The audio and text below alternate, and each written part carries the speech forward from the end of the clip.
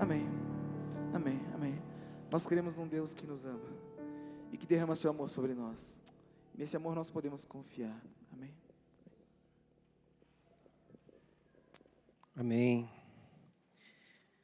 Amém. As crianças de 2 a 8 anos um berçário. Eu queria ver se vocês estavam assim espertos. Um berçário.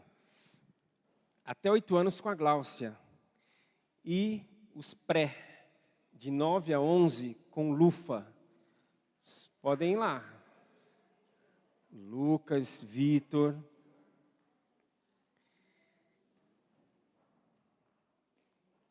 São tão quietinhos, né? Sempre, né? Michael e Raquel passaram em casa perto das 6 para pegar uma chave. Aí eu estou lá pegando a chave, só grito vindo lá de dentro de casa. Aí chegamos aqui, a Raquel. E aí, as coisas se acalmaram depois? Eu falei, você não tem noção do que aconteceu depois ainda. E aí eles passaram aqui agora, assim, tão bonitinhos. E nós cantamos a respeito dos sonhos. E eu só queria trazer uma palavra rápida de que o aniversário da nossa igreja está chegando, setembro. E é um bom tema para a gente falar em setembro. Sonhos. Então o pessoal da manhã recebeu em primeira mão. Agora vocês estão recebendo em segunda mão. Está valendo ainda, né? Segunda. Essa informação. E eu não sei se essa informação é um privilégio ou uma responsabilidade. Por quê? Porque está chegando aí o mês de setembro. Então você que está sabendo que é o nosso mês de aniversário, está sendo lembrado e de que nós vamos falar um pouco sobre sonhos. Você já vai pensando aí, que igreja que eu sonho?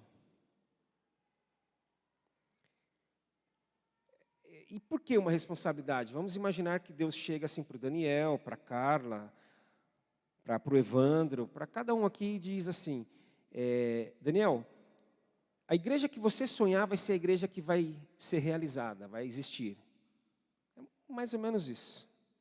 Que responsa, né? Então vamos orando, vamos pensando e vamos trocando, de maneira que nesse aniversário a gente possa sonhar um pouco. Mas a gente quem? A gente. Então não vai chegar ninguém aqui e vai falar, o sonho é este. Não, para você, que igreja você sonha? Que igreja que você sonha? Enquanto não chega setembro, estamos aqui, nesse domingo à noite, e eu te convido à leitura do Evangelho segundo Mateus, capítulo 4, versículos de 12 a 17. Mateus 4, 12 a 17.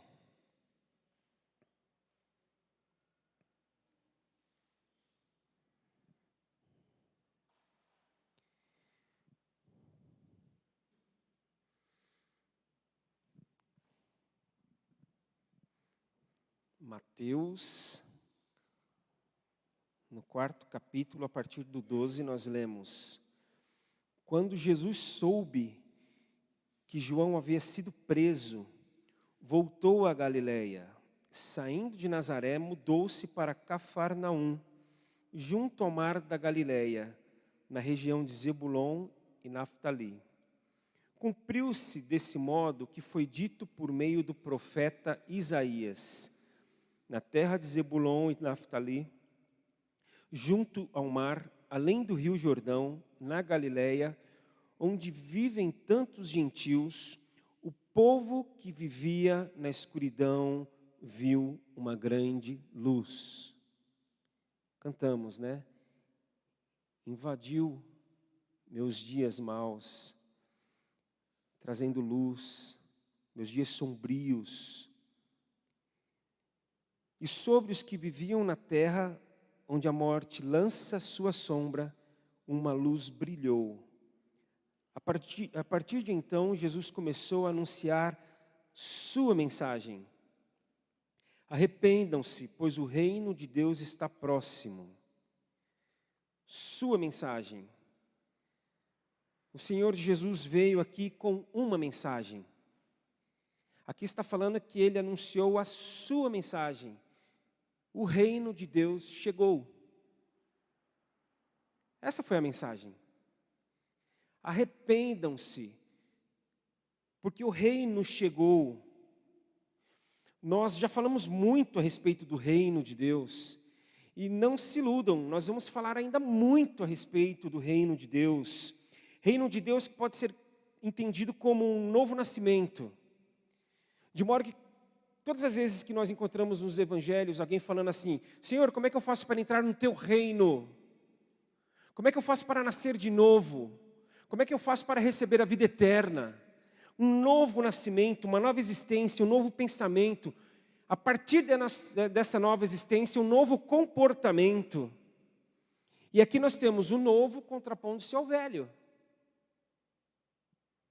Então, uma outra realidade, um outro caminho.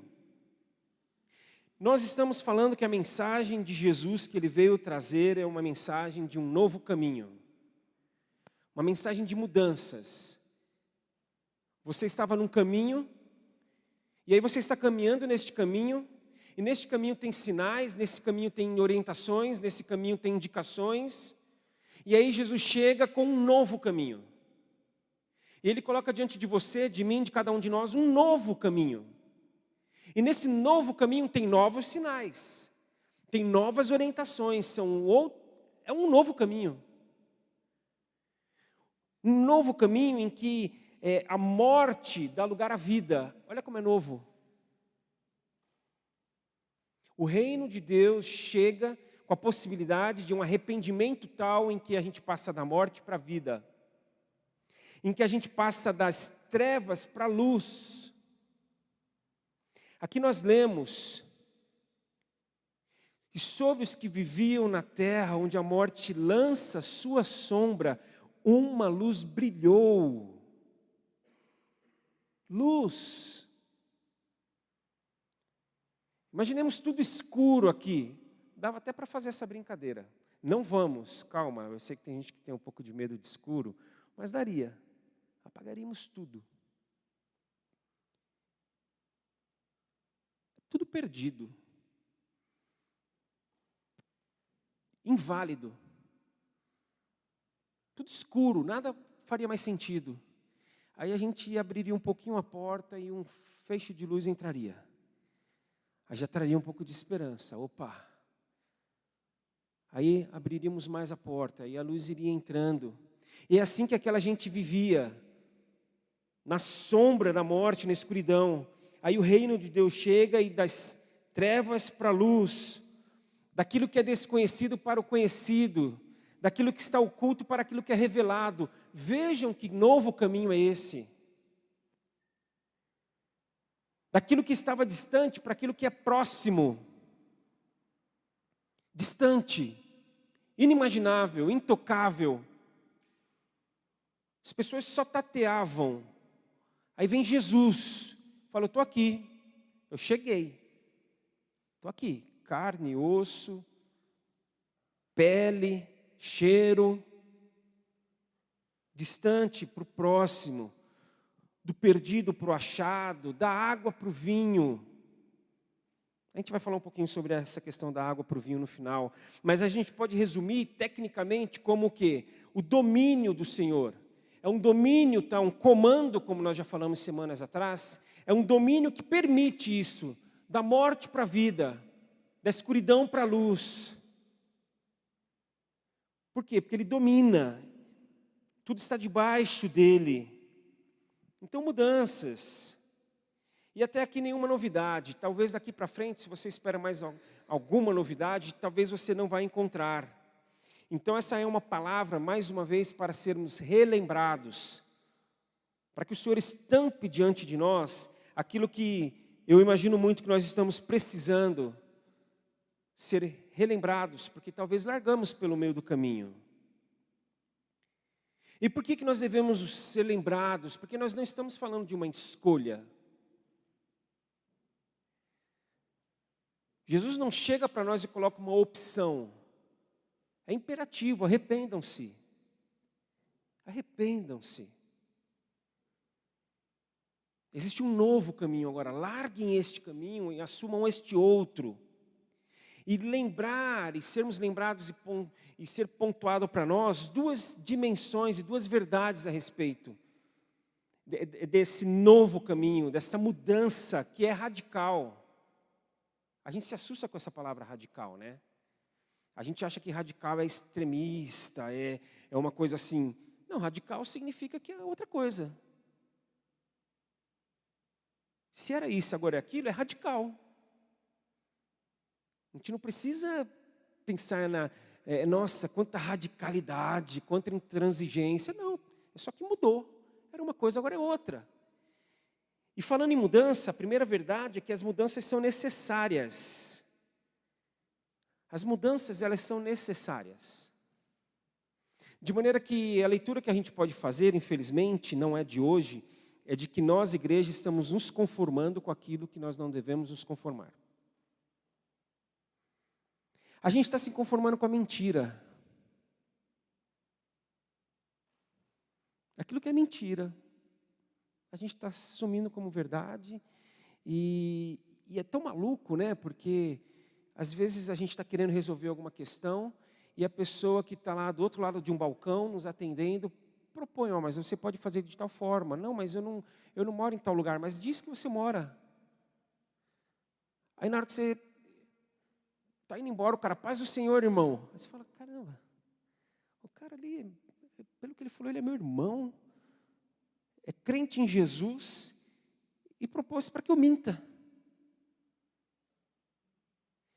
Então, assim, nós estamos nos conformando com aquilo que não é verdade. Porque ou é ou não é. Tem coisas que são assim, não tem muito para onde, por que a gente escapar. Uma igreja que está se conformando com o ódio. Com o ódio, nós vemos certas cenas e nos deliciamos. Espera aí, não pode. A gente não pode aplaudir certas coisas que acontecem. Aquilo tem que dar asco na gente, fala, não é para ser assim.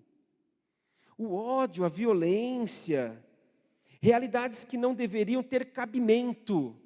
E aqui o Noé, eu nunca me esqueço quando o Noé falou de cabimento. Eu achei tão interessante. Ele falou, o que não tem cabimento é aquilo que não cabe mesmo. Não cabe. Não tem cabimento, aquilo não cabe aqui. Então não tem cabimento. A gente vê a mentira, vê a indiferença, o ódio, e achar que está valendo. Isso não cabe, isso não tem cabimento. E como não tem cabimento? Quando a gente acolhe, a gente tem que forçar para entrar, né? Porque para nós está cabendo, porque para nós estamos nos conformando. E aí vem Paulo. Paulo fala o que em Romanos 12? Não vos conformeis com este mundo, mas transformai-vos pela renovação da vossa mente. Aqui ele está falando, não vos conformeis, não tomem a forma do mundo, desse sistema, em que a mentira não tem problema, em que o ódio é exaltado, em que o egoísmo não é mais egoísmo, é audácia, a pessoa é audaz, a pessoa é perseverante. A gente vai mudando os nomes das coisas. Então Paulo fala, não se conformem a este mundo, não entrem na forma, é o que está escrito ali. Existe uma forma desse sistema chamado mundo. E aí Paulo está falando, não se conformem. O detalhe é que a gente já nasce na forma. A gente já nasce na forma, não é que a gente entra depois. A gente já está lá dentro. E aí ele fala, mas transformai-vos, transpassa a forma, ele fala. Fura essa forma, não fica nessa forma, cai fora dessa forma. De que maneira, Paulo fala? Pensa diferente. Pensa diferente. Eu vou para um exagero aqui, tá? Então é mais ou menos assim, você está assistindo um filme, você está assistindo uma série, você está ouvindo o seu professor na faculdade, no seu MBA. pensa no que o cara está falando, pensa na mensagem daquilo que está sendo transmitido. Pensa. Não estou dizendo que está tudo errado. Lógico que não, mas pensa. Para ver se aquilo você acolhe ou se aquilo você transpassa e sai dali, porque pensar diferente, arrependimento, pensar diferente. Mas nós estamos nos conformando, mas a mensagem é arrependam-se, Deus nos diz. Não tolerem aquilo que eu não tolero. Tem coisas que Deus não tolera, ponto. Tem coisas com as quais Deus ele não manipula, Ele não manuseia, Ele não coloca sobre a mesa para que a gente converse a respeito. Então, dependendo do que for, a gente coloca sobre a mesa, Senhor, vamos conversar sobre isso? Ele fala, sobre isso não. Senhor, eu estou trazendo tal conteúdo, tira. Isso aí não me interessa. Isso aí, aliás, não devia interessar vocês também. Porque tem coisas que Ele não tolera e nós estamos tolerando. Por isso há necessidade de mudanças. É necessário, gente. É necessário. E não só necessário, a segunda verdade é de que há a possibilidade de mudança. Que bom, né? Imagine a gente sair daqui só com esse barulho. Há necessidade de mudança, mudança tem que acontecer, não pode permanecer assim. Aí a gente ia sair daqui maluco. Só que antes de sairmos, a mensagem do Senhor para nós, é possível, hein? É possível. Existe condição para isso. Se eu estou falando para que vocês mudem, vou dar condições para isso. Eu estou com vocês. Porque elas são possíveis, mas nós estamos perdendo tanta capacidade de acreditar na necessidade e no reconhecimento de que há necessidade de mudança, como nós estamos perdendo a capacidade de crer nas mudanças. De crer que elas são possíveis. Estávamos cantando ali, e eu cantando, invadiu meus dias mais sombrios. Gente, quem não tem dias sombrios aqui? Aqueles dias que nós falamos que parecem noites. E invade. A luz invade. Por quê? Porque é possível. A gente não consegue sair desse estado sombrio, mas a luz invade e tira a gente dali, porque é possível. O arrependam-se, portanto, é um grito de liberdade. Jesus chega e fala, vocês estão livres, livres para não pecar mais, livres para não fazer o mal, para não matar. E o mesmo Paulo fala o quê? Que nós não estamos mais sob o domínio do pecado. O pecado não está mais sobre nós. O pecado não está mais nos conduzindo. Eu me lembro agora, quando estávamos nos lembrando em casa esses dias. Foi até um dia que a gente foi passear e a Júlia veio nos ombros. Eu ia falar um termo nordestino, vocês não iam entender nada, no meu cangote. Aí ela veio, sentou aqui, nós estávamos na Getúlio, e nos lembramos quando a Lara, por muito tempo, a gente ia passear e eu colocava ela aqui em cima. Aí começou um lance interessante, a gente no shopping. Aí eu queria entrar numa certa loja. Aí estava com ela aqui, eu ia entrar na loja, ela fazia assim com a minha cabeça. O que está acontecendo, né? Aí andávamos mais um pouco, eu ia virar numa outra loja, ela virava assim a minha cabeça. Ela não queria que eu entrasse. Ela estava me controlando. E aí o pecado faz isso. Só que ao invés de desviar o nosso olhar, ele põe o nosso olhar onde ele quer. Aí ele vai virando a gente, ele vai comandando a gente. E Paulo fala que nós não estamos mais sob esse comando. Por quê? Porque é possível a mudança. Porque ele fala que onde o pecado abundou, superabundou a graça. Então a gente está aqui se lameando, a gente está fazendo tudo que não deve, a gente está se comportando da maneira que não é boa, a gente está deixando de existir, porque pecado é deixar de existir, é jogar a vida fora. E aí a gente está fazendo e acontecendo, e aí o pecado, porque o pecado está reinando. Aí entra a graça. Aí o pecado já começa a ficar sem graça. Num trocadilho. E aí a graça vai se aproximando, o pecado vai ficando assim de canto. E a graça fala, é isso aí, pecado. Você já entendeu, né? Cai fora. Aqui não é mais o teu lugar. Elas não são mais teus. Você não domina mais nada aqui. Agora o comando é meu. Agora eu dito. Então, quando o pecado estava sobre nós, a graça fica sob nós e nos mantém em condições. E nos proporciona, não apenas nos falando da necessidade de uma mudança, mas nos dando condições para a mudança. Que assim aconteça na vida de cada um de nós, que assim aconteça na nossa igreja. E aí eu queria abrir um pouquinho, e o pessoal de casa dá licença para isso. Nós não estamos mais sob o domínio do quê? Não significa que a gente está totalmente livre, né? É um processo, é uma caminhada, é uma jornada, é uma busca, é uma aspiração. É uma salvação que está acontecendo, que não acabou, que não se completou ainda.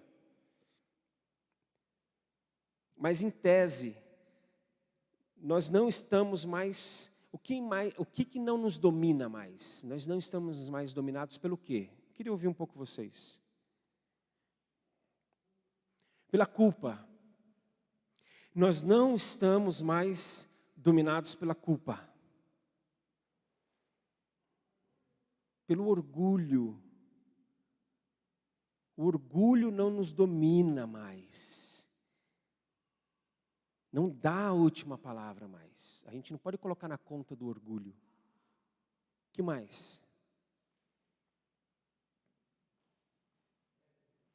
O ego. O ego. Aquela pessoa egocentrada. Muitas vezes fruto de insegurança, né?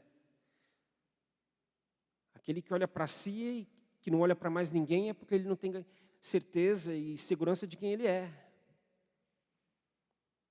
Mas nós não estamos mais dominados pelo nosso ego. O que mais? Pela soberba. Palavra forte essa. Pela soberba. E a gente é bom nesse negocinho de soberba às vezes, né? Mas a soberba não nos domina mais. Ela não está mais controlando a gente. O que mais? A vaidade. Vocês estão apertando, hein? Que bom. É isso aí. A vaidade. A vaidade não nos controla mais. O que mais? O pecado. Em tese. Tudo isso aqui que a gente falou. E muito mais. Eu sempre uso aquela ilustração de que todos nós sentamos em todas as cadeiras.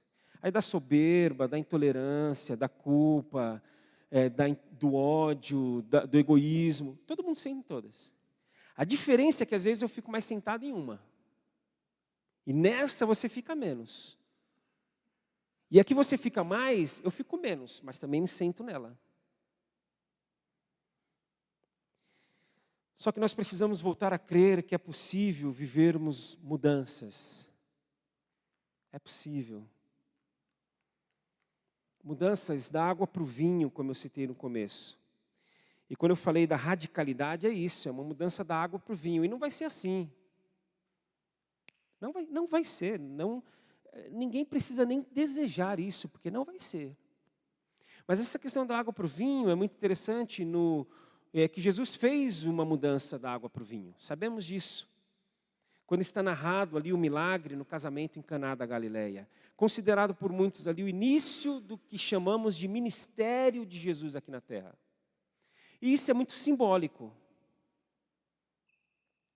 Partindo do princípio de que ali Jesus colocou as cartas na mesa, ele mostrou a sua credencial, ele já faz um milagre de uma mudança radical da água para o vinho. O vinho na época, e não só naquela época, mas sobretudo naquela época, o vinho representava ali a vida. Então tinha vinho, vida, alegria. E num dado momento da festa, o que acontece? Nós sabemos a história, o vinho acaba. Chegam para o cerimonialista, imagina essas pessoas que trabalham como cerimonialistas hoje, iam desesperar. O vinho acabou. O vinho acabou, a festa acabou. Vexame. Os noivos iam passar, o noivo ia... Mas aí Jesus estava na festa, ele fica sabendo, e ele pede para que potes cerimoniais que ali estavam, que eram usados para as cerimônias, muito simbólico isso. Então não é mais para o rito apenas. O pote pelo pote, para servir para um rito, para servir numa cerimônia, para servir num ato religioso, não faz mais sentido. O pote ali é para servir pessoas. O pote ali é para ser um canal, uma ferramenta, para que algo muito superior seja feito por Jesus. E ele faz. E ele faz, é muito simbólico, tudo ali é muito simbólico. Porque o vinho melhor era servido no começo da festa. Os caras eram espertos, né? Aí depois que todo mundo já estava mais... Aí o vinho de menor qualidade era servido.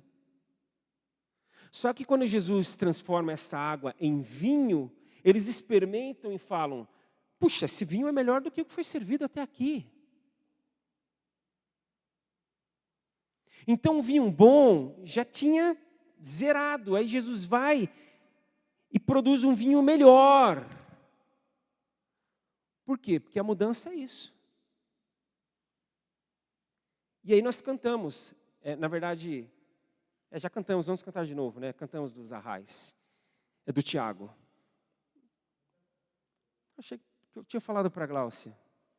Aí então acho que foi do Gerson Borges, eu troquei. Eu achei que a gente tinha cantado agora. Mas é uma música que nós vamos cantar que fala que nós vamos viver dias melhores ainda. E C.S. Lewis falou isso, que existem coisas melhores adiante do que qualquer coisa que a gente deixa para trás.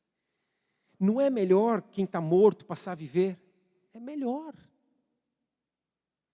Não é melhor sair da escuridão e passar a viver na luz? É melhor. Não é melhor sair da ignorância e passar a viver com conhecimento, com entendimento das coisas? É melhor. Então, por isso que esse vinho é melhor. E aí só nos resta fazer como o salmista fez. Eu desejo muito que façamos nessa noite. Quando no Salmo 139, no final ali do Salmo, no final daquele cântico, daquela letra, daquela poesia, daquela oração belíssima, ele fala, Senhor, é o seguinte, sonda-me. Senhor, olha para dentro de mim. Vê o que está lá dentro, Senhor. Havendo necessidade de mudança, muda, Senhor.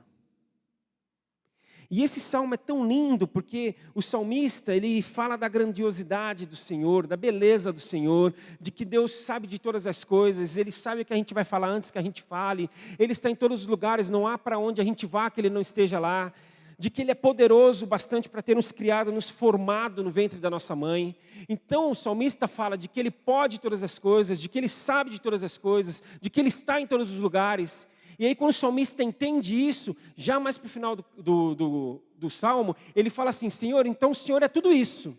E aí um pedido eu faço para o Senhor, mata essa gente. A gente pula essa parte do Salmo. Entre essa descrição e esse reconhecimento desse Deus belo, e entre o sonda-me, tem um trecho lá, uns 2, 3 versículos, que ele fala, mata essa gente. Eu odeio essas pessoas. Eles não querem saber do Senhor. Eles te afrontam, se afrontam a ti, afrontam a mim. Acaba, Senhor, porque condições para isso o Senhor tem. Mas o salmista é um salmista. O salmista, ele era visceral. O salmista, ele era genuíno. O salmista sabia que de Deus ele nada podia esconder. Então, quando ele reconhece o Senhor, ele olha para o Senhor e fala, tu és tudo. E aí, quando ele olha para esse Senhor, ele olha para fora de si e fala, essa gente não presta. Faz alguma coisa. Eu te peço, Senhor. Só que o salmista, como eu falei, ele era o cara. Porque ele olha para Deus, ele olha para o outro, mas aí ele fala, eu não posso acabar esse momento sem olhar para mim. Ele fala, então me sonda, Senhor. E é um pedido tão interessante, porque ele não chega dizendo, Senhor, eu já olhei para mim e vi tudo. Senhor, eu já olhei para mim e olha, deixa eu descrever o que eu vi. Senhor, olha, eu vou te dizer quais as minhas necessidades de mudança, e aí eu já vou colocar para o Senhor, tá bom? Não, olha o Senhor. Olha o Senhor, eu não vou olhar tudo, eu sou limitado, eu posso querer me enganar e te enganar. Olha, Senhor. E havendo alguma coisa que está errada, corrige. E me traz para o caminho eterno de novo, Senhor. Me traz para o caminho da vida, Senhor. Então eu desejo muito que nós façamos essa oração nessa noite. Porque há necessidade de mudança e há possibilidade de mudança porque o reino de Deus chegou. E esse rei que chega e inaugura seu reinado fala, arrependam-se. Pensem diferente. Não fiquem conformados a um sistema, porque presos a ele vocês não estão mais. De maneira que se vocês querem entender e enxergar aquilo que precisa ser mudado, orem. Orem a mim. E peçam para que eu mostre e revele tudo, porque eu vou mostrar e revelar, e vou fazer mais. Eu vou tocar e mudar. Então eu queria dar espaço para que cada um aqui ore nesse momento. É claro que ninguém é obrigado a isso. Nunca foi e nunca será obrigado a isso. Mas se você foi conduzido pelo Senhor, se o Espírito de Deus aí no seu coração está te convencendo de que há uma necessidade de mudança e de que essa necessidade real ela é possível, ore. Ore pedindo. Ore pedindo, Senhor, tem misericórdia. Senhor, invada a escuridão que há no meu coração.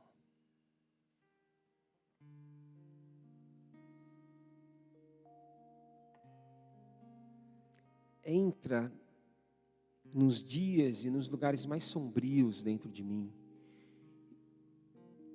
Invada com a tua luz. Onde a morte, que possa haver vida.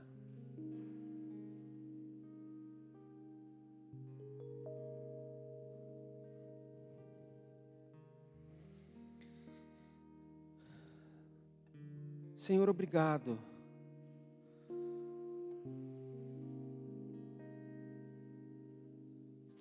Obrigado, Senhor.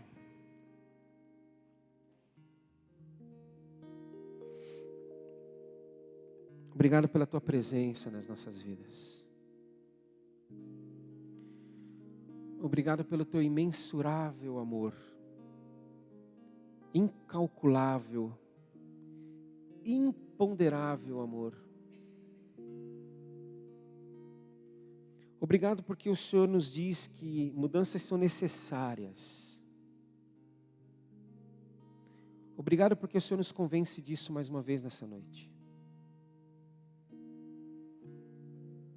Nós não queremos tolerar aquilo que o Senhor não tolera. Ajuda a gente. E obrigado porque é possível. Obrigado porque é possível. Porque o reino do Senhor chegou. E a possibilidade de arrependimento ela é real. Obrigado, Senhor. Obrigado. Vamos continuar orando. para que daqui a pouco nós participemos da celebração desse Cristo, que tornou tudo isso possível por ter entregue seu corpo e derramado seu sangue por nós.